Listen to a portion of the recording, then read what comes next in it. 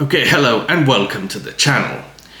Now, normally I do all my videos in Romanian, but it has come to my attention that there may be trouble brewing over at Rolex, so I thought I'd do this one in English to reach a wider audience. So what is this all about? Well, it appears that there may be an underlying unresolved issue with Rolex's new generation of movements, which could be causing your watch to lose accuracy over time, which means a lot of trips to the service center, and nobody wants that.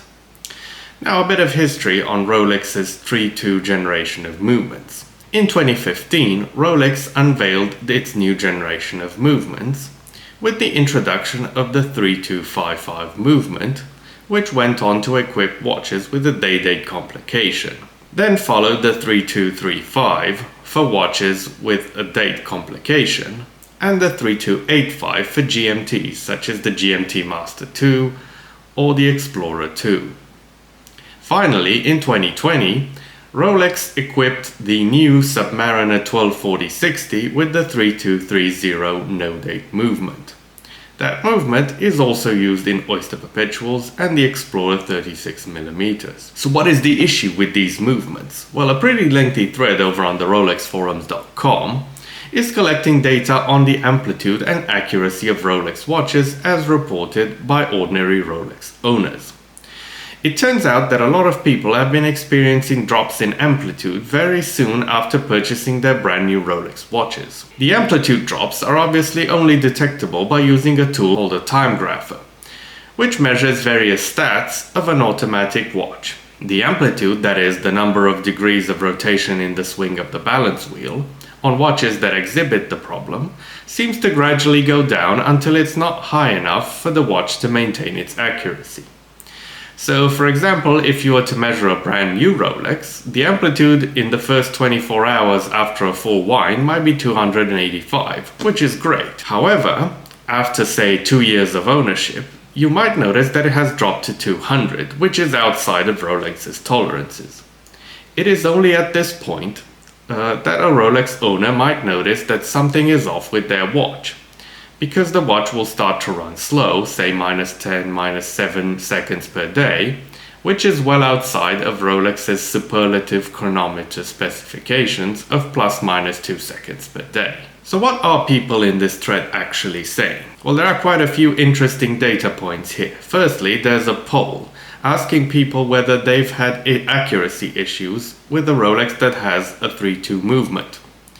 Out of 1,223 people who voted so far, 23.5% have reported issues.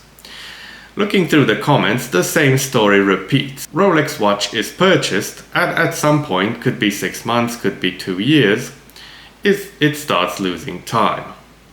What's worse, some users reported the problem coming back even after the watch has been serviced by an official Rolex service center. And if that's not enough to scare you, a user claiming to be a Rolex certified watchmaker has chimed in saying that they're seeing an unusually large amount of Rolex watches being sent in for service with this exact problem. And even that they think that every watch with the 3-2 movement will develop the low amplitude problem at some point.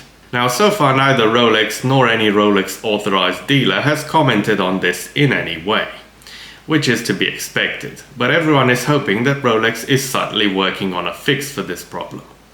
The watchmaker in this thread has said that so far Rolex has not sent any update bulletin indicating that a fix has been found. Now, in the absence of any official position from Rolex, users on the forum are left to speculate on what exactly causes these problems. Ideas range from design flaws in the new escapement to oil migration, that is, oil basically moving around inside the movement due to gravity, thus leading to insufficient lubrication, and even a combination of multiple flaws with these new movements. Now, as you'd expect from a public forum, not everyone is on the same page on this. And while nearly everyone agrees that the issues exist, there seems to be a very big divide on how widespread they actually are. Here are some arguments made against this being a widespread issue with modern Rolex watches as presented by forum users. Number 1.